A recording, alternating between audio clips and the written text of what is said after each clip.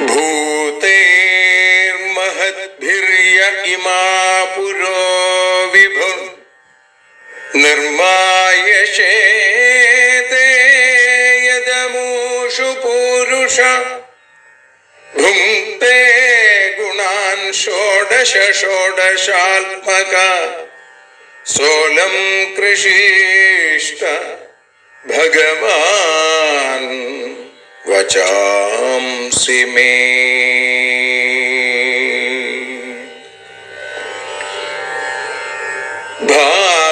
ഭാഗവതത്തെ അറിയാൻ ഈ ഭാഗവതത്തിൽ അലിയാൻ, ഭാഗവതത്തെ അറിയാൻ ശ്രീമദ് ഭാഗവതത്തിൽ അലിയാൻ, ലക്ഷ്യമതും മാത്രം ഹരിയിൽ ഭക്തിയുണർത്തും സംഗീതം ഹരിനാമലഹരി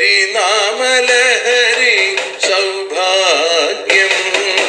ഭാഗവതത്തെ അറിയാൻ ഭാഗവതത്തിൽ അലിയാൻ.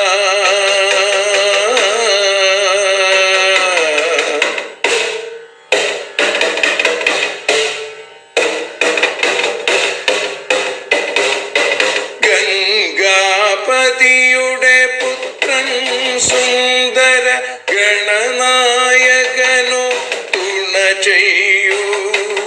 ഗംഗാപതിയുടെ പുത്രൻ സുന്ദര ഗണനായകനോ തുണ ചെയ്യൂ. വീണയിൽ സംഗീത സാഗരം തീർക്കുന്ന വാണീദേവിയും കാക്കേണേ എന്നിൽ ഭാഗവത കഥ നിറയേണേ. ഭാഗവതത്തെ അറിയാൻ ഭാഗവതത്തിൽ അലിയാൻ.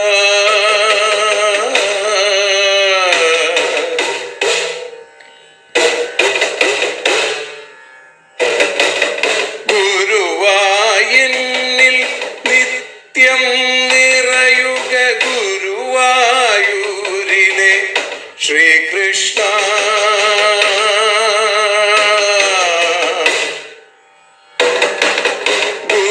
ഗുരുവായൂരിൽ നിത്യം നിറയുക ഗുരുവായൂരിലെ ശ്രീകൃഷ്ണ.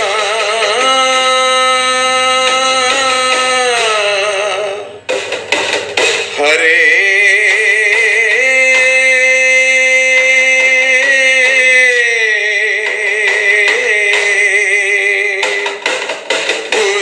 ഗുരുവായൂരിൽ നിത്യം നിറയുക ഗുരുവായൂരിലെ ശ്രീകൃഷ്ണ. കണ്ഠം തന്നിൽ ഗാനം നിറയാൻ കണ്ണാ നീ താൻ തുണയേകു. എന്നിൽ ഭാഗവത കഥ നിറയേണേ.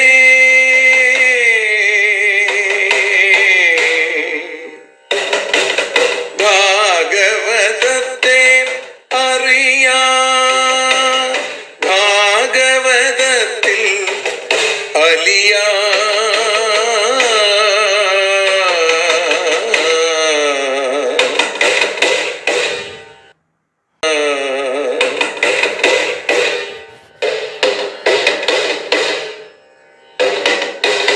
ആദ്യത്തെ ഗുരുവായൂരന്റെ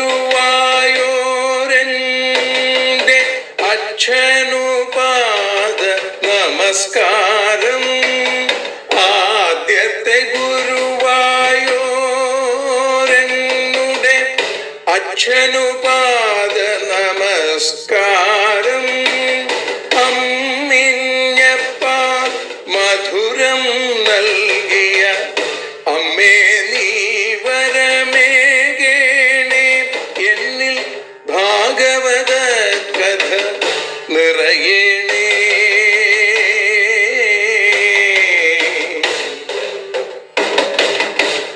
ഭാഗവതത്തെ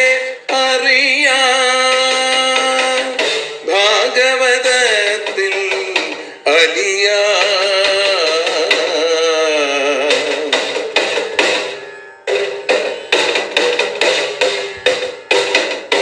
ശ്രീഹരി തന്നുടെ കഥകൾ നിറയും ശ്രീമദ് ഭാഗവത സ്മൃതിയിൽ.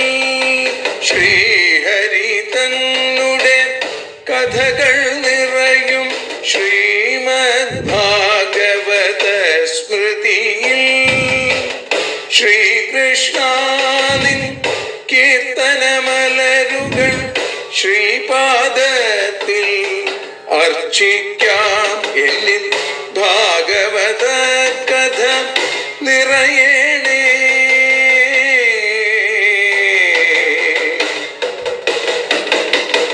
ഭാഗവതത്തെ അറിയാ,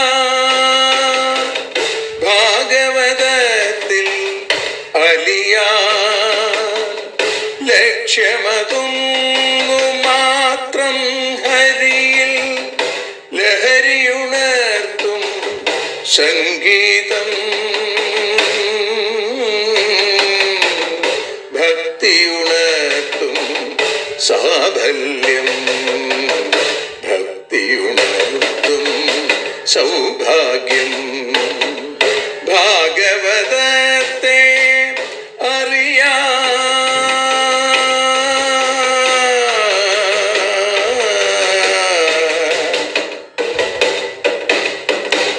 ഭാഗവതത്തിൽ അലിയാ.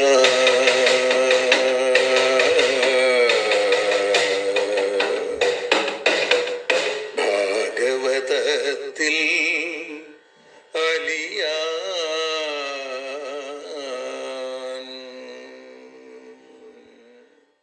സർവത്ര ഗോവിന്ദനാമ സങ്കീർത്തനം. ഗോവിന്ദ ഗോവിന്ദ.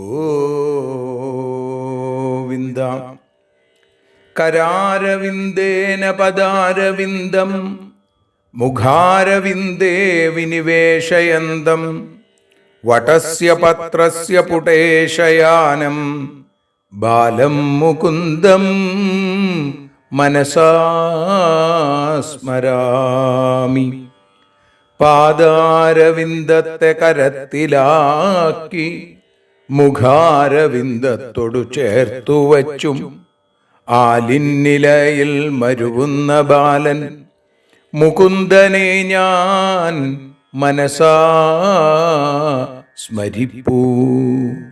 പൊന്നുഗുരുവായൂരപ്പൻ്റെ കൃപാകടാക്ഷങ്ങളെ കൊണ്ട് ശ്രീമദ് ഭാഗവതം അറിയാൻ അലിയാൻ എന്ന അക്ഷരപൂജയിൽ ഇന്ന് ഏകാദശ സ്കന്ധത്തിലെ മുക്തിസ്കന്ധം എന്നറിയപ്പെടുന്ന 11ാമത്തെ സ്കന്ധത്തിലെ 7ാമത്തെ അധ്യായത്തിൽ ഭഗവാന്റെ വാക്കുകളിലൂടെ 19ാമത്തെ ശ്ലോകം മുതലാണ് നമ്മൾ അനുസ്മരിക്കാൻ തുടങ്ങുന്നത്. ഇന്ന് കഴിഞ്ഞ ദിവസം നമ്മൾ കേട്ടു, ഉദ്ധവൻ ഭഗവാനോട് പറയുകയാണ്. ഭഗവാൻ ഉദ്ധവനോട് ആദ്യം പറഞ്ഞു, ത്വം തു സർവം പരിത്യജ്യ സ്നേഹം സ്വജനബന്ധുഷു മയ്യാവേശ്യ മനഃസമ്യക് സമദൃക് വിചരസ്വഗ എന്ന്. ആ ചോദ്യത്തിന് അല്ലെങ്കിൽ ഭഗവാന്റെ വാക്കുകൾക്ക് തിരിച്ച് ഉദ്ധവൻ പറയുകയാണ്, ത്യാഗോയം ദുഷ്കരോ ഭൂമൻ. എല്ലാം ഉപേക്ഷിക്കുക എന്നുള്ളത് വളരെ ബുദ്ധിമുട്ടാണ്. അങ്ങനെയെങ്കിൽ ഈ ഉപേക്ഷിക്കാനുള്ള വഴി കൂടി അവിടുന്ന് പറഞ്ഞു തരണേ എന്ന് പ്രാർത്ഥിക്കുകയാണ്. അപ്പൊ ഭഗവാൻ ഉദ്ധവനോട് പറഞ്ഞു, പ്രായേണ മനുജാലോകേ ലോകതത്വവിചക്ഷണ സമുദ്ധരന്തി ആത്മാനം ആത്മനൈവാശുഭാഷയാൽ. ഭഗവാൻ പറയുകയാണ്, ലോകേ ലോകതത്വവിചക്ഷണാഹ മനുജാഹ. ലോകത്തിൽ ലോകതത്വത്തിൽ സമർത്ഥരായ മനുഷ്യർ ആത്മനാ ഏവ, മറ്റൊരാളുടെ സഹായം കൂടാതെ തൻ്റെ തന്നെ ബുദ്ധി കൊണ്ട് ആത്മാനം അശുഭാഷയാൽ പ്രായേണ, ആത്മാവിനെ വിഷയവാസനകളിൽ നിന്ന് സാമാന്യം സമുദ്ധരന്തി, കയറ്റുന്നു എന്നാണ്. ഇത് വളരെ പ്രസിദ്ധമാണ്. കുറച്ചാളുകളെങ്കിലും ഇവിടെ ഉപദേശിച്ച അർത്ഥം വേണ്ടതുപോലെ മനസ്സിലാക്കാൻ കഴിയാതെ വരുന്നത് എന്തുകൊണ്ടാണ്? അസംഭാവന, വിപരീത ഭാവന, ഇങ്ങനെയുള്ള തെറ്റായിട്ട് വിചാരിക്കുക, വേണ്ട പോലെ വിചാരിക്കാൻ, മനസ്സിലാക്കാൻ സാധിക്കാതിരിക്കുക. അപ്പൊ ലോകതത്വത്തെ ആലോചിക്കുന്ന ആളുകൾക്ക് ആ ദോഷങ്ങൾ ഉണ്ടാവില്ല. അവർ പറയുന്നത് വേണ്ടതുപോലെ മനസ്സിലാക്കുമെന്ന് ചുരുക്കം. അങ്ങനെ ലോകതത്വത്തെ ആലോചിക്കാൻ സമർത്ഥരായിട്ടുള്ള ആളുകൾ അവർ സ്വന്തം ആലോചന കൊണ്ട് തന്നെ, മറ്റൊരാൾ പറഞ്ഞിട്ട് വേണ്ട, അവർക്ക് തന്നെ ആലോചിച്ച് അത് മനസ്സിലാക്കാൻ സാധിക്കും. അങ്ങനെ വിഷയവാസനയിൽ അകപ്പെട്ട് കിടക്കുന്ന നമ്മളെ അതിൽ നിന്നും ഉയർത്തുന്നു. ആലോചനാ സാമർഥ്യം കൊണ്ട് വിഷയവാസനകളെ ഉപേക്ഷിക്കാൻ സാധിക്കും എന്നുള്ളത് വളരെ പ്രസിദ്ധമാണ് എന്ന് ഭഗവാൻ പറഞ്ഞു. ആത്മനോ ഗുരുരാത്മൈവ പുരുഷസ്യ വിശേഷത യൽ പ്രത്യക്ഷാനുമാനാഭ്യാം ശ്രേയോസാവനുവിന്ദത്തെ. ആത്മനഃ ഗുരു, തനിക്ക് ഹിതത്തെയും അഹിതത്തെയും ഉപദേശിക്കുന്ന ഗുരുനാഥൻ. ആത്മായവ, ആരാണ്? നമ്മുടെ ആത്മാവ് തന്നെയാണ്. പുരുഷസ്യ വിശേഷത, പുരുഷന് വിശേഷിച്ചും. കാരണം എന്താ? പ്രത്യക്ഷാനുമാനാഭ്യാം, പ്രത്യക്ഷമായും അനുമാനത്തിലൂടെയും. ഇവിടെ അസൗ, ഈ പുരുഷൻ, ശ്രേയ അനുവിന്ദത്തെ, മോക്ഷത്തെ ക്രമേണ ആ പടിപടിയായിട്ട് എത്തിച്ചേരുന്നു. എല്ലാ ശരീരത്തിലും ഒരേ ഒരു ആത്മാവ് തന്നെയാണ്, അല്ലേ? അപ്പൊ അവർക്ക് ഹിതാഹിതത്തെ ചൂണ്ടിക്കാണിച്ചു കൊടുക്കുന്ന ഗുരു ആ ഭഗവാൻ തന്നെയാണ്. ഈ ഭഗവാനെ അറിയാൻ വിശേഷ ബുദ്ധിയുള്ള ആളുകൾക്കേ സാധിക്കുള്ളൂ. അവർക്ക് പ്രത്യേകിച്ചും ഗുരു ആത്മാവ് തന്നെയാണ്. പുരുഷൻ പ്രത്യക്ഷമായിട്ടുള്ള പ്രമാണം കൊണ്ടും അനുമാനം കൊണ്ടും ആ പരമാർത്ഥത്തെ അറിഞ്ഞ് മോക്ഷം നേടുന്നു, സ്വസ്വരൂപാനന്ദത്തിലേക്ക് എത്തുന്നു. അവിടെയാണ് നിത്യാനന്ദം എന്ന തലത്തിലേക്ക് ഒരാൾക്ക് എത്തിച്ചേരാൻ സാധിക്കും. പുരുഷത്വേച മാം ധീര സാഖ്യയോഗ വിശാരദാഹ ആവിസ്തരാം പ്രപശ്യന്തി സർവശക്തിയുപബൃംഹിതം. സാഖ്യയോഗ വിശാരദ, സാഖ്യത്തിലും യോഗത്തിലുമൊക്കെ വലിയ പ്രാഗൽഭ്യമുള്ള സമർത്ഥരായിട്ടുള്ള ധീരാഹ, വിവേകികള്, പുരുഷത്വേ സർവശക്തിയുപബൃംഹിതം, മനുഷ്യജന്മത്തിൽ എല്ലാ ശക്തികൾ കൊണ്ടും പരിപൂർണനായിരിക്കുന്ന മാം ആവിസ്തരാം പ്രപശ്യന്തി, എന്നെ സ്പഷ്ടമായിട്ട് എല്ലാത്തിലും കാണാം. മനുഷ്യജന്മത്തില് സാഖ്യയോഗം, അതേപോലെ യോഗശാസ്ത്രം, ഇങ്ങനെ ഇതൊക്കെ വേണ്ട പോലെ പരിശ്രമിക്കുന്ന ബുദ്ധിമാന്മാരായിട്ടുള്ള ആളുകൾ ആത്മാവിനെ വേണ്ടതുപോലെ കാണുന്നു. പുരുഷത്വേച ആവിസ്തരമാത്മാ സഹി പ്രജ്ഞാനേന സമ്പന്നതമോ വിജ്ഞാനം വദതി വിജ്ഞാനം പശ്യതി. അങ്ങനെയുള്ള ആളുകൾക്ക് വിജ്ഞാനം ഉണ്ടാവണു, അറിഞ്ഞു സംസാരിക്കണു, ആ വിജ്ഞാനത്തെ അവരറിഞ്ഞ് കാണുകയും ചെയ്യണു. ഇത് ശ്രുതി വാക്യമാണ്. മനുഷ്യജന്മത്തിൽ മാത്രമേ ഈ ആത്മജ്ഞാനം സ്പഷ്ടമാവുകയുള്ളൂ എന്നും പറഞ്ഞു. ഏകദ്വിത്രി ചതുഷ്പാദോ ബഹുപാദസ്തഥാപദ ബഹ്യസന്ധി പുരസൃഷ്ടാസ്താസാമേ പൗരുഷീ പ്രിയ. ഏകദ്വിത്രി ചതുഷ്പാദ, 1, 2, 3, 4 കാലുകളുള്ളത്. പിന്നെ ബഹുപാദ, വളരെ കാലുകള്. അപദഹ, കാലില്ലാത്ത. അങ്ങനെയുള്ള ബഹ്യ പുരഹ, അനേകം ശരീരങ്ങളുണ്ട്. സൃഷ്ടാസന്ധി, സൃഷ്ടിക്കപ്പെട്ടിട്ടുണ്ട്. അതിൽ മേ താസാം, എനിക്ക് അതിൻ്റെ ഈ തരത്തിലുള്ള സൃഷ്ടികളിൽ പൗരുഷീ പ്രിയ, പുരുഷ സൃഷ്ടി അല്ലെങ്കിൽ മനുഷ്യ സൃഷ്ടി എനിക്ക് ഏറ്റവും ഇഷ്ടമാണ്. 1 കാലുള്ളത്, 2 കാലുള്ളത്, 3 കാലുള്ളത്, 4 കാലുള്ളത്, നിരവധി കാലുള്ളത്, കാലില്ലാത്തത്, ഇങ്ങനെ ഈ നിരവധിയാകുന്ന ജന്മങ്ങളിൽ എനിക്ക് ആ പുരുഷനെ അല്ലെങ്കിൽ ജീവനെ, അതല്ലെങ്കിൽ ഒരു മനുഷ്യനെ ഞാൻ കൂടുതൽ ഇഷ്ടപ്പെടുന്നു എന്നാണ്. പുനരാവർത്തിരഹിതമായ പദത്തിലേക്ക് എത്തണമെങ്കിൽ മനുഷ്യനായി പിറന്നാലേ സാധിക്കുള്ളൂ. മൃഗ ശരീരത്തിൽ അത് അസംഭാവ്യമാണെന്നാണ് ഭഗവാൻ പറയണത്. അത്രമാം മൃഗയന്ത്യഥ യുക്താ ഹേതുഭിരീശ്വരം ഗൃഹ്യമാണൈക്ഷണൈർലിംഗേരഗ്രാഹ്യമനുമാനത. അത്ര, ഈ പുരുഷ ശരീരത്തിൽ യുക്ത, നിരന്തരമായി ആത്മാവിനെ കുറിച്ച് ആലോചിക്കുന്ന ആളുകൾ, അഗ്രാഹ്യം ഈശ്വരം, ഇന്ദ്രിയാദികൾ കൊണ്ട്, ജ്ഞാനേന്ദ്രിയങ്ങൾ കൊണ്ടും കർമ്മേന്ദ്രിയങ്ങൾ കൊണ്ടും മനസ്സിലാക്കാൻ സാധിക്കാത്ത ആ ഈശ്വരനെ, എന്നെ, ഗൃഹ്യമാണ്, ഗ്രഹിക്കപ്പെടുന്നവയും, ഗുണകാര്യങ്ങളുമായ ബുദ്ധീന്ദ്രിയാദികളാകുന്ന ആ കാരണങ്ങളെ കൊണ്ടും, ലിംഗൈഹി, അതിന്റെ വ്യാപ്തി ലക്ഷണങ്ങളെ കൊണ്ടുണ്ടാകുന്ന അനുമാനം കൊണ്ടും, അദ്ധാ മൃഗയന്തി, വളരെ സാക്ഷാത്തായിട്ട് അതിനെ തിരയണു എന്നാണ്. മാർഗയന്തി അല്ലെങ്കിൽ മൃഗയന്തി തിരഞ്ഞുകൊണ്ടിരിക്കുന്നു. പുരുഷന്മാര് കണ്ണുകൊണ്ട് കാണാൻ സാധിക്കാത്ത, കാതുകൊണ്ട് കേൾക്കാൻ സാധിക്കാത്ത ഈ ഭഗവാനെ മനുഷ്യ ശരീരത്തിൽ സാക്ഷാത്കരിക്കാൻ ശ്രമിക്കണം. അതിന് അവർ രണ്ടു വഴിയാണ്. പദാർത്ഥങ്ങളെ ആലോചിക്കുന്ന ബുദ്ധീന്ദ്രിയാദികൾ ജഡങ്ങളാണ്. സ്വതയെ പ്രകാശിപ്പിച്ചുകൊണ്ടിരിക്കുന്ന ഒരു ചൈതന്യത്തിന് മാത്രമേ അവയെ പ്രകാശിപ്പിക്കാൻ സാധിക്കുകയുള്ളൂ. ഇങ്ങനെ ആലോചിച്ചിട്ട് ആ മാർഗത്തിലൂടെ ഭഗവാനെ അറിയണം. പിന്നെ അനുമാനം കൊണ്ട് ഈശ്വരനെ അറിയാം. ബുദ്ധി തുടങ്ങിയ ഇന്ദ്രിയങ്ങൾ കർത്താവിനാൽ പ്രയോഗിക്കപ്പെടുന്ന ഉപകരണങ്ങളാണ്. അപ്പോ ആ ഒരു കർത്താവ് അതാരാണ്? അത് ഈശ്വരനാണ്. ഒരു പക്ഷേ ഇത്തരം മതങ്ങൾ കർത്താവ് എന്ന് പറയുന്നത് ആ സൃഷ്ടി നടത്തുന്നവൻ എന്നുള്ള അർത്ഥത്തിൽ തന്നെയാവും. ഏതുപോലെ ഓരോ പണിയെടുക്കുന്ന ആളുകൾക്ക്, ഇപ്പൊ തച്ചന്റെ കയ്യിൽ ഉളിയാണ് ആയുധം, അതേപോലെ ബുദ്ധീന്ദ്രിയാദികളുടെ പ്രവൃത്തികളിൽ പ്രവർത്തകനായിരിക്കുന്ന ആത്മാവിനെ അറിയാം. ഇങ്ങനെ ആത്മാവ് അനുമാന പ്രമാണത്തിന് വിഷയമാണ് എന്ന് വിചാരിക്കരുത്. ഇത് നമുക്ക് മനസ്സിലാവാൻ വേണ്ടി പറയുകയാണ്. അങ്ങനെ ദേഹാദികളിൽ നിന്ന് ഭിന്നമായിരിക്കുന്ന പദാർത്ഥം, അതിന്റെ ശുദ്ധി, അത് ഈശ്വരനാണ്. ഇന്ദ്രിയ സംബന്ധം ഉള്ളതുപോലെ തോന്നുന്നുവെങ്കിലും ഇന്ദ്രിയങ്ങളുമായി ബന്ധമില്ലാതെ ഇന്ദ്രിയങ്ങളെ പ്രവർത്തിപ്പിക്കുന്ന ചൈതന്യം, അതാണ് ഈശ്വരൻ. ഇത് ആ ഒരു ജ്ഞാനം ഇങ്ങനെ അനുമാനത്തിലൂടെ നമുക്ക് ലഭിക്കും. ഇനി ഭഗവാൻ പറയുകയാണ്, അത്രാപ്യുദാഹരന്തീമം ഇതിഹാസം പുരാതനം അവധൂതസ്യ സംവാദം യദോരമിത തേജസ. അഭ്ര, ഇതിൽ അമിത തേജസ യദോ, ഏറ്റവും തേജസ്സുള്ള യദുവിന്റെ, അതോടൊപ്പം തന്നെ അവധൂതസ്യ, അവധൂതന്റെയും സംവാദം, ആ സംഭാഷണത്തെ, പുരാതനം ഇമം ഇതിഹാസം, പണ്ടത്തെ ഈ കഥ, ഈ സംവാദം ഉദാഹരിക്കുന്നു. ഒരു കാര്യം പറയുമ്പോൾ അതിനൊരു ഉദാഹരണത്തോടു കൂടി പറഞ്ഞാൽ മനസ്സിലാക്കാൻ എളുപ്പമുണ്ട്. ഇതിനുവേണ്ടിയാണ് ഉദാഹരണം. ഇപ്പൊ ഇവിടെ ഈ കാര്യം മനസ്സിലാക്കാൻ വേണ്ടി യദുമഹാരാജാവും അതേപോലെ തന്നെ ദത്താത്രേയൻ എന്ന അവധൂതനും തമ്മിലുണ്ടായ സംഭാഷണത്തെ, സംവാദത്തെ ഭഗവാൻ പറയുകയാണ്.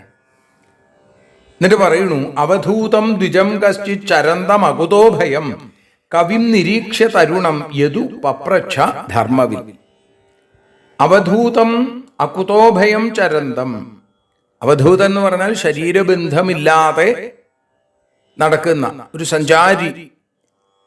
അദ്ദേഹത്തിന് ഒന്നുമായും ബന്ധമില്ല, തൻ്റെ ശരീരമാണ് താനെന്ന ചിന്ത പോലുമില്ല. അങ്ങനെ അകുതോഭയം ചരന്തം, അതുകൊണ്ട് തന്നെ ഒരു പേടിയുമില്ലാതെ സഞ്ചരിച്ചു കൊണ്ടിരിക്കുന്ന തരുണം കവിം, യൗവനത്തോടു കൂടിയ കവി എന്ന് പറഞ്ഞാൽ ദീർഘദർശിത്വം ആണ് കവിത്വം. അപ്പോ ഇത് എല്ലാത്തിനെ കുറിച്ചും അറിവുള്ള ഒരു വിദ്വാനായിരിക്കുന്ന കഞ്ചിത് ദ്വിജം, ഒരു ബ്രാഹ്മണനെ കണ്ടു, കണ്ടിട്ട് ധർമ്മവിത്ത് യദു പപ്രച്ഛ, ധർമ്മജ്ഞനായിരിക്കുന്ന യദു മഹാരാജാവ് ചോദിച്ചു എന്നാണ്. ഇവിടെ ദത്താത്രേയൻ എന്ന അവധൂതനോട് യദു മഹാരാജ് ചോദിക്കുകയാണ്. ഈ ദത്താത്രേയന് ശരീരബന്ധമില്ല, ശരീരവുമായി ബന്ധപ്പെട്ട ഒരു സംസ്കാരങ്ങളും പ്രവൃത്തികളും ഇല്ല, ആത്മാവല്ലാതെ ലോകത്തിൽ ഒന്നുമില്ല എന്ന ബോധം ഉള്ളിൽ നിറഞ്ഞു നിൽക്കുന്നത് കൊണ്ട് തന്നെ അദ്ദേഹത്തിന് പേടിയില്ല, ജരാനരകളില്ല, ആധ്യാത്മികം, ആധിഭൗതികം, ആധിദൈവികം എന്നിങ്ങനെയുള്ള താപത്രയങ്ങളുടെ ദോഷങ്ങളില്ല. അതുകൊണ്ടാണ് ജരാബാധയില്ലാത്ത യൗവനയുക്തനായി തരുണനായിരിക്കുന്ന, കാരുണ്യത്തോടു കൂടിയിരിക്കുന്ന അദ്ദേഹം. അങ്ങനെ ആത്മാരാമനായി എപ്പോഴും ആനന്ദം അനുഭവിക്കുന്ന അദ്ദേഹത്തിൻ്റെ അടുത്ത് യദു മഹാരാജാവ് ചോദിക്കുകയാണ്. പിന്നെ യദുവിൻ്റെ ചോദ്യമാണ് നമുക്ക് അവിടെ 5 ശ്ലോകങ്ങളിലൂടെ കാണാൻ സാധിക്കുന്നത്. ഈ 5 ശ്ലോകങ്ങൾ യദു ചോദിക്കുകയാണ്, കുതോ ബുദ്ധിരിയം ബ്രഹ്മൻ അകർത്തു സുവിശാരദ യാമാസാദ്യ ഭവാൻ ലോകേ വിദ്വാംശ്ചരതി ബാലവൻ. ബ്രഹ്മൻ, ആ വിളി തന്നെ എല്ലാം അറിയുന്നവൻ, ബ്രഹ്മജ്ഞാനിയായിരിക്കുന്നവനെ, അകർത്തു തേ സുവിശാരദ ഇയം ബുദ്ധി കുത, കർത്തൃത്വ ബുദ്ധിയില്ലാത്ത അങ്ങയ്ക്ക് ഏറ്റവും വിശാരദമായ, സുവിശാരദമായ, ഏറ്റവും നിർമ്മലമായ ഇയം ബുദ്ധി എവിടെ നിന്നാണ് ഉണ്ടായത്? കുത യാം ആസാദ്യ, ഏതിനെ പ്രാപിച്ചിട്ടാണോ വിദ്വാനപി ഭവാൻ, അറിവുള്ളവനാണെങ്കിലും അങ്ങ് അതൊന്നും കാണിക്കാതെ ഒരു കുട്ടിയെപ്പോലെ ചരതി നടക്കുന്നു. ഒരു ചെറിയ കുട്ടിയെപ്പോലെ, ഒരു അർഭകനെ പോലെ, ഒരു ബാലനെ പോലെ. സർവലോക വിലക്ഷണമായിരിക്കുന്ന ഈ ബുദ്ധി അങ്ങക്ക് എവിടുന്ന് കിട്ടി? എല്ലാം അറിവുള്ള അങ്ങ് എങ്ങനെയാണ് ഒന്നും അറിയാത്ത ഒരു സാധാരണ ബാലനെ പോലെ സഞ്ചരിക്കുന്നത്? പ്രായോ ധർമാർത്ഥകാമേഷു വിവത്സായാം ച മാനവാഹ ഹേതുനൈവ സമീഹന്തേ ആയുഷോ യശസ ശ്രിയ. പ്രായേണ പൊതുവിൽ മനുഷ്യർ ധർമാർത്ഥകാമേഷു, ധർമ്മം അർത്ഥം കാമം, വിവിത്സയാ അറിയാനുള്ള ആഗ്രഹത്തിലും, ഹേതുനായ പ്രേരണയാൽ തന്നെ ആയുഷ ആയുസ്സിനും യശസ്സിനും സമ്പത്തിനും വേണ്ടി പ്രവർത്തിക്കുന്നു. ലോകത്തിലുള്ള ആളുകൾ ധർമാർത്ഥ കാമങ്ങൾക്ക് വേണ്ടി ഓരോ വിഷയങ്ങളിൽ പ്രവർത്തിച്ചുകൊണ്ടിരിക്കുന്നു. അവർക്ക് എന്താ വേണ്ടത്? ആയുസ് വേണം, കീർത്തി വേണം, യശസ് വേണം, ഐശ്വര്യം. അതിനു വേണ്ടിയിട്ടാണ് അവർ ജീവിക്കണത്. ത്വം തു അങ്ങോ കൽപഹ കവിർ ദക്ഷ സുഭഗോമൃതഭാഷണ ന കർത്താ നേഹസേ കിഞ്ചിൽ ജഡോന്മത്ത പിശാചവൽ. എല്ലാവരും ഇങ്ങനെ സഞ്ചരിക്കുമ്പോ ശക്തനായി, കൽപഹ കവി വിദ്വാനായി, ദക്ഷ സമർത്ഥനായി, സുഭഗ സുന്ദരനായി, അമൃതഭാഷണ സുന്ദരമായി സംസാരിക്കുന്നവനായി, ത്വം തു അങ്ങോ ജഡോന്മത്ത പിശാചവൽ ജഡൻ, ഉന്മത്തൻ, പിശാചി എന്നിവരെ പോലെ, ന കർത്താവല്ല, കിഞ്ചിൽ ന ഈഹസ ഒന്നും ആഗ്രഹിക്കുന്നും ഇല്ല. അങ്ങ് ശക്തനാണ്, ജ്ഞാനിയാണ്, സമർത്ഥനാണ്, സുന്ദരനാണ്, നല്ല പോലെ വാക്ചാതുര്യമുള്ള ആളാണ്. അങ്ങനെയായിട്ടും അറിവില്ലാത്തവരെ പോലെ, ഒരു ഭ്രാന്തനെ പോലെ, ഉന്മത്തനെ പോലെ, ഒരു പിശാചിനെ പോലെ ഒന്നും ചെയ്യാതെ, ഒന്നും ആഗ്രഹിക്കാതിരിക്കുന്നുണ്ടല്ലോ. ഇത് എങ്ങനെ സാധിക്കും? ഇവിടെ ജനേഷു ദഹ്യമാനേഷു യദുമഹാരാജാവ് പറയുകയാണ്, ജനേഷു ദഹ്യമാനേഷു കാമലോഭദവാഗ്നിന. ഈ ലോകത്തിലുള്ള ജനങ്ങൾ കാമലോഭദവാഗ്നിന, കാമം ലോഭം, ആഗ്രഹം, പിന്നെ കിട്ടിയത് പോരാ എന്നുള്ള ചിന്ത ലോഭം. ആ കാട്ടുതീയിൽ ദവാഗ്നിന ജനേഷു ദഹ്യമാനേഷു, ജനങ്ങൾ മുഴുവൻ ആ ചൂടിൽ ദഹിച്ചു കൊണ്ടിരിക്കുമ്പോ ആ അഗ്നിനാ മുക്ത, അഗ്നിയിൽ നിന്ന് മോചിക്കപ്പെട്ട അങ്ങ് ഗംഗാംഭസ്ഥ ഇവ ദ്വിപ എന്നാണ്. ഏതുപോലെ? ഗംഗാജലത്തിൽ കിടക്കുന്ന ദ്വിപ ഇവ, ഒരു ആനയെ എന്നതുപോലെ, ന തപ്യസെ ഒട്ടും തന്നെ അങ്ങ് ചൂടനുഭവിക്കണില്ല, വല്ലാത്തൊരു തണുപ്പിലിരിക്കുന്നത് പോലെ. ഇതെങ്ങനെ സാധിക്കണമെന്നാണ്. ഈ കാമലോഭാദികളാകുന്ന വലിയ കാട്ടുതീയിൽ സകല ആളുകളും ദഹിച്ചുകൊണ്ടിരിക്കെ അങ്ങ് അതിനെ ഗൗനിക്കുന്നില്ല, അങ്ങേ അത് ബാധിക്കുന്നില്ല. അങ്ങ് ഗംഗയിൽ കുളിച്ചുകൊണ്ടിരിക്കുന്ന ഒരു കരിയെപ്പോലെ അങ്ങിരിക്കണം, ഒരു ആനയെപ്പോലെ. ഈ മഹാനന്ദം, ഈ നിത്യാനന്ദം അങ്ങ് എങ്ങനെ അനുഭവിക്കണം? ഇത് എവിടുന്ന് അങ്ങക്ക് കിട്ടി? ചോദ്യമാണ്. ത്വം ഹി ന പൃച്ഛതാം ബ്രഹ്മൻ ആത്മന്യാനന്ദ കാരണം ബ്രൂഹി സ്പർശവിഹീനസ്യ ഭവത കേവലാത്മന. ബ്രഹ്മൻ സ്പർശവിഹീനസ്യ, ബ്രഹ്മജ്ഞാനിയായിരിക്കുന്ന അവിടുന്ന് വിഷയങ്ങളില്ലാതെ കേവലാത്മനഃ, കേവലാത്മാവായിരിക്കുന്ന അങ്ങയുടെ ആത്മാവിൽ ആനന്ദകാരണം പൃച്ഛതാം ന ത്വം ബ്രൂഹി, ചോദിക്കുന്ന ഞങ്ങൾക്ക് മറുപടി പറയണേ. നോക്കൂ, ആനന്ദത്തിൽ മുഴുകി കിടക്കുകയാണ് അവധൂതൻ. ഒന്നും മിണ്ടാതിരിക്കുമ്പോ വീണ്ടും രാജാവ് പറയുകയാണ്, ഞാൻ ചോദിച്ച ചോദ്യങ്ങൾക്ക് ദയവ് ചെയ്ത് അങ്ങ് മറുപടി പറയണേ. അങ്ങ് ഒന്നിനും താല്പര്യമില്ലാത്ത ആളാണ്, കേവലാത്മാവായിരിക്കുന്ന ആളാണ്. ആനന്ദത്തിന് കാരണമായി ഒന്നും അങ്ങ് സ്വീകരിക്കുന്നതായിട്ടും കാണുന്നില്ല. അങ്ങക്ക് നൈസർഗികീയമായൊരു ആനന്ദം തോന്നുന്നു. അങ്ങനെ നിർവിഷയനായിരിക്കുന്ന അങ്ങ് അനുഭവിക്കുന്ന ആനന്ദം എവിടെ നിന്ന് കിട്ടി അങ്ങക്ക്? അതിന് അടിയങ്ങളോട് മറുപടി പറയണേ, ഞങ്ങളോട് അതിന് ഒരു സമാധാനം പറയണേ എന്ന് പ്രാർത്ഥിക്കുന്നു. ഉദ്ധവനോട് ഭഗവാൻ പറയണു, യദുനൈവം മഹാഭാഗോ ബ്രഹ്മണ്യേന സുമേധസ പൃഷ്ട സഭാജിത പ്രാഹ പ്രശ്രയാവനതം ദ്വിജഃ. ബ്രഹ്മണ്യേന സുമേധസ യദുന, ബ്രാഹ്മണ ഭക്തനും നല്ല ബുദ്ധിമാനും നല്ല മേധാശക്തിയുള്ള ആളുമായിരിക്കുന്ന യദുവിൻ്റെ ആ യദുവിനാൽ ഏവം സഭാജിത ഇങ്ങനെ സൽക്കരിക്കപ്പെട്ട് അതേപോലെ പൃഷ്ട ചോദിക്കപ്പെട്ടിരിക്കുന്ന മഹാഭാഗ ദ്വിജ മഹാഭാഗ്യവാനായ ബ്രാഹ്മണൻ പ്രശ്രയാവനതം ആ വളരെ വിനയപൂർവ്വം തൻ്റെ മുമ്പിലുള്ള യദുവിനോട് പറയാൻ തുടങ്ങി എന്നാണ്. ബ്രാഹ്മണ ഭക്തനും ബുദ്ധിമാനും ഒക്കെയാണ് യദുവിനിത് പറഞ്ഞു കൊടുക്കേണ്ടതാണ്, പകർന്നു കൊടുക്കേണ്ടതാണ് എന്ന് അവധൂതന് മനസ്സിലായി. കാരണം ആവശ്യമുള്ള പാത്രത്തിലെ ഭിക്ഷ കൊടുക്കാൻ പാടുള്ളൂ എന്ന് പറയും. അതേപോലെ തന്നെ ആ പാത്രം വളരെ നിർമ്മലമായിരിക്കണം. നിർമ്മലമായ ആ മനസ്സാകുന്ന പാത്രത്തിലേക്കാണ് ഭഗവാന്റെ വരമാകുന്ന ആ അനുഗ്രഹം നമുക്ക് കിട്ടുക, ഭിക്ഷ കിട്ടുക. അപ്പൊ ഇവിടെ ഈ യദുമഹാരാജാവ് വെറുതെ ചോദിക്കുന്നതല്ല, മറിച്ച് ഇത് അറിയണമെന്ന ആഗ്രഹം അദ്ദേഹത്തിന്റെ ഉള്ളിലുണ്ട്. ചില ആളുകൾ നമ്മൾ പറയും കുതർക്കങ്ങള്, കുശ്ചോദ്യങ്ങളൊക്കെ ഉണ്ടാവാറുണ്ട്. എന്തിനു വേണ്ടിയിട്ടാ? ഈ പറയുന്ന ആൾക്ക് എത്ര കണ്ട് വിവരമുണ്ട് എന്ന് അറിയാൻ വേണ്ടിയിട്ടാണ്. അങ്ങനെയൊക്കെയുള്ള ആളുകളുടെ ചോദ്യങ്ങളൊക്കെ ഉണ്ട്. ഇതങ്ങനെയല്ല. തനിക്ക് അറിയണം എന്ന ആഗ്രഹത്തോടു കൂടിയാണ്, ഭഗവത് ഭക്തനാണ്. അതുകൊണ്ടാണ് സുമേധസ എന്ന് പറഞ്ഞത്. നല്ല ബുദ്ധിമാനാണ്. നല്ല ബുദ്ധി എന്ന് പറഞ്ഞാൽ ഭഗവാനിൽ ചെന്ന് മുട്ടുന്ന ബുദ്ധിയാണ് നമ്മളെ ബുദ്ധിമുട്ടുകൾ ഇല്ലാതെയാക്കുന്ന നല്ല ബുദ്ധിയിലേക്ക് എത്തിക്കുന്നത്.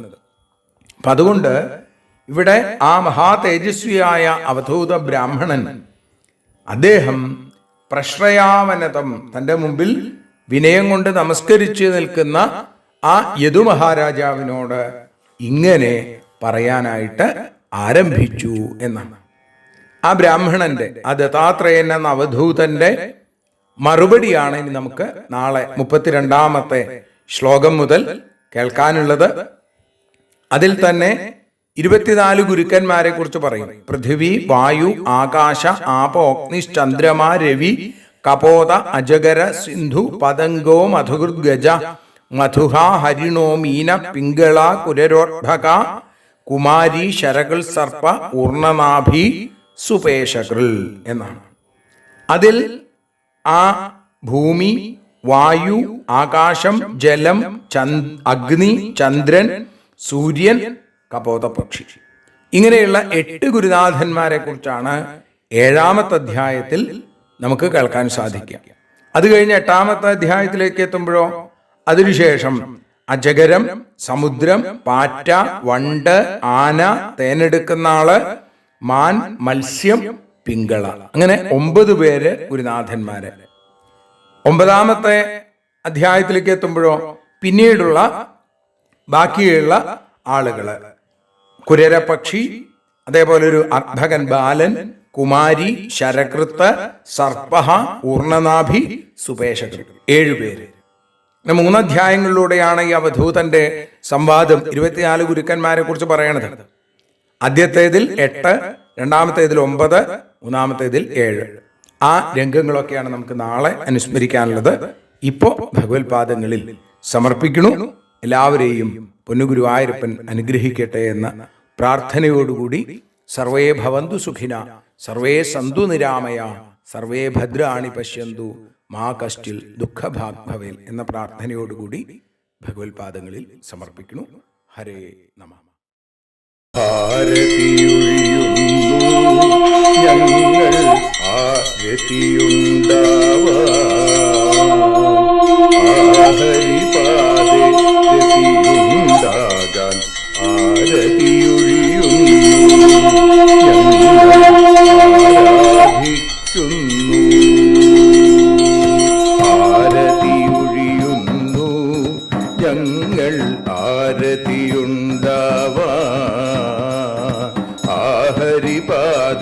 രതിയുണ്ടാകാൻ ആരതിയൊഴിയുന്നു, ഞങ്ങൾ ആരാധിക്കുന്നു.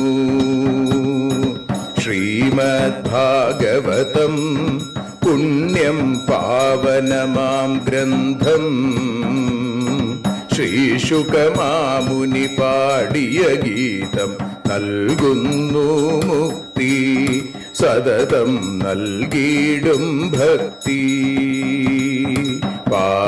പാപികളെന്നാലും നിത്യം രക്ഷിക്കും ഗ്രന്ഥം പരമാനന്ദ സുധാരസമയമി ഹരിലീലാസാരം നിത്യം വേദത്തിൻ സാരം വൈരാഗ്യം ജ്ഞാനം ഭക്തി എന്നിവ നൽകിയിടും വൈകല്യങ്ങൾ തീർത്തിടുന്നൊരു സുന്ദരമാം ഗീതം നിത്യം നൽകും കൈവല്യം കലിമല മഥനി പാപവിനാശിനി സതതം സേവയ ചെയ്യുന്നോർക്കോ സുഖകാരിണി ഗ്രന്ഥം നിത്യം നൽകും സായുജ്യം ആരതിയൊഴിയുന്നു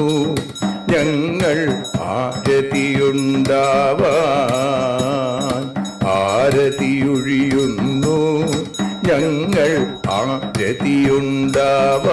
ആരതിയുണ്ടാവാൻ ആഹരിപാദേ രതിയുണ്ടാകാൻ ആരതിയൊഴിയുന്നു ഞങ്ങൾ ആരാധിക്കുന്നു ഞങ്ങൾ ആരതിയൊഴിയുന്നു കണ്ണ ആരാധിക്കുന്നു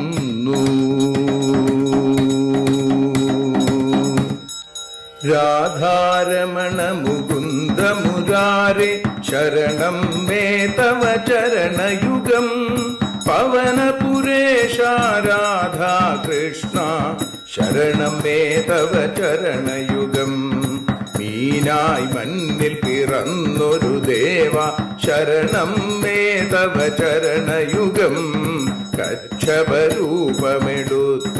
ദേവ ശരണം മേ തവ ചരണയുഗം സൂകരഭാവമണിഞ്ഞൊരു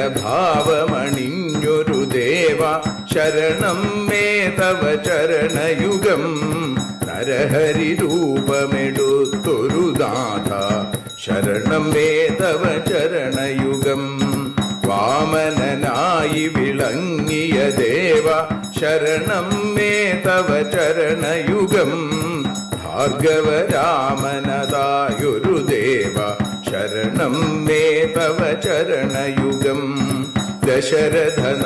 ദശരഥനന്ദനായൊരു ദേവ ശരണം മേ തവ ചരണയുഗം ബലമേറുന്നൊരു രാമനാഥ ശരണം മേ തവ ചരണയുഗം ദേവകി നന്ദന വസുദേവാത്മജ ശരണം മേ തവ ചരണയുഗം യശോദതനയാ സുന്ദര രൂപ ശരണം മേ തവ ചരണയുഗം ദ്വാരകവാസാരുക്മിണികാന്ത ശരണം മേ തവ ചരണയുഗം കലികാലത്തിൽ കൽക്കിയും നീയേ ശരണം മേ തവ ചരണയുഗം രാധാരമണ മുകുന്ദ മുരാരെ ശരണം മേ തവ ചരണയുഗം പവനപുരേശ രാധാ കൃഷ്ണ ശരണം മേ തവ ചരണയുഗം ചോറ്റാനിക്കര വാഴും ദേവി ശരണം മേ തവ ചരണയുഗം സാംബ സദാശിവ ശംഭോ ശങ്കര ശരണം മേ തവ ചരണയുഗം ഹരിഹരപുത്ര ആശ്രിതമിത്ര ശരണം മേ തവ ചരണയുഗം സദ്ഗുരുനാഥ ഗുണപരിപൂർണ ശരണം മേ തവ ചരണയുഗം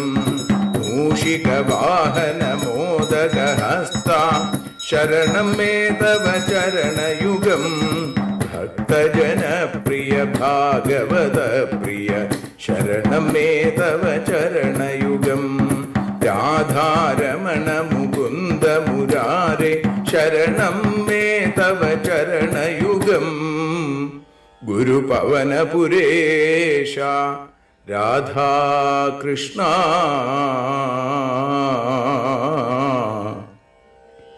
ശരണം മേ തവ ചരണയുഗം.